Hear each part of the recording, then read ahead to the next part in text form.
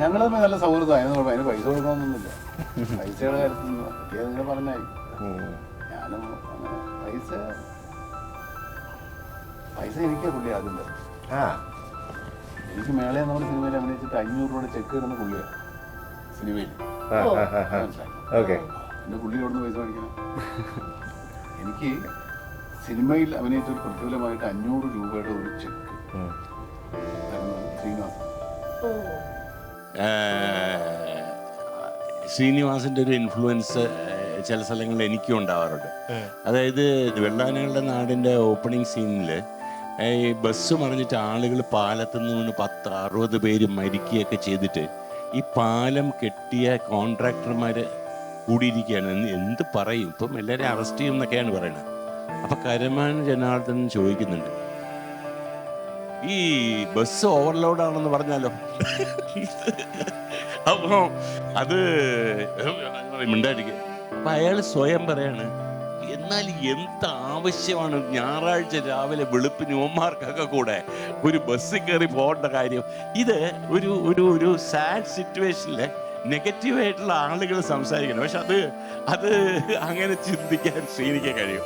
അപ്പോൾ അതുപോലുള്ളൊരു ഇൻഫ്ലുവൻസ് ആണ് ശ്രീനിയുടെ. അതുപോലുള്ള ഇൻഫ്ലുവൻസ് എനിക്ക് ഞാൻ തന്നെ എഴുതുന്ന സിനിമകളിൽ കുറേയൊക്കെ ഉണ്ടായിട്ടുണ്ട്. പക്ഷെ ശ്രീനിവാസന് പകരം ശ്രീനിവാസന് മാത്രമേ ഉള്ളൂ. അതല്ല, ശ്രീനിവാസൻ എന്ന എഴുത്തുകാരനില്ലെങ്കിൽ, ശ്രീനിവാസൻ എന്ന സുഹൃത്തില്ലെങ്കിൽ ഞാൻ ഇന്നത്തെ ഞാനായിരിക്കില്ല.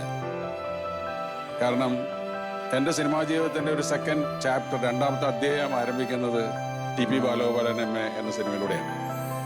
ശ്രീനിവാസനും മോഹൻലാലും ക്യാമറാമാനും വിപിൻ മോഹനും കൂടി എന്നോടൊപ്പം ചേർന്നപ്പോഴാണ് അങ്ങനെ ഒരു തുടക്കത്തിന് നാന്ദി കുറിച്ചത്. അത് ശ്രീനിവാസനാണ് അതിൻ്റെ പ്രധാന കാരണക്കാരൻ. ഒരുപാട് പേര് പലപ്പോഴും പറയുന്നത് കേട്ടിട്ടുണ്ടോ, ശ്രീനിവാസൻ ഒരു ജീനിയസ് ആണ്.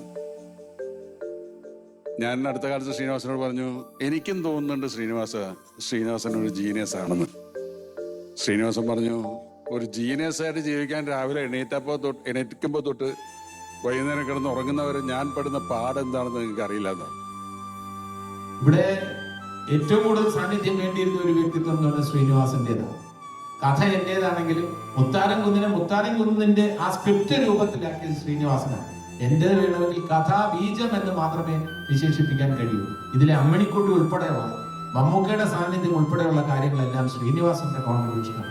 എന്റെ സഹൃദയ സമക്ഷം എന്ന നാടകത്തിൽ ഇതിന്റെ കഥയുണ്ട്, ഈ ഫയൽമാന്റെ കഥയുണ്ട്, ഫയൽമാന്റെ മകളുണ്ട്, ഫയൽമാന്റെ മകളുടെ പ്രേമമുണ്ട്.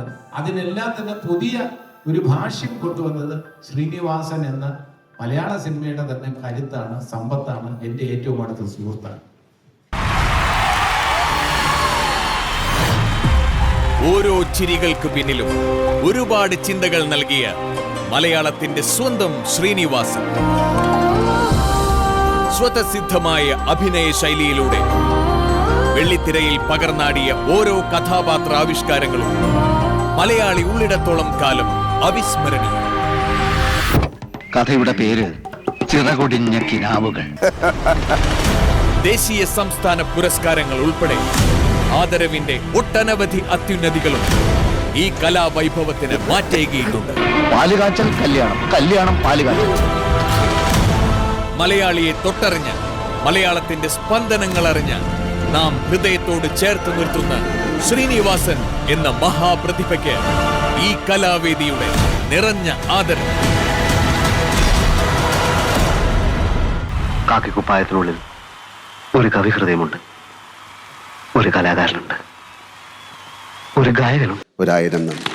എടാ വിജയ, എന്താടാ ദാസ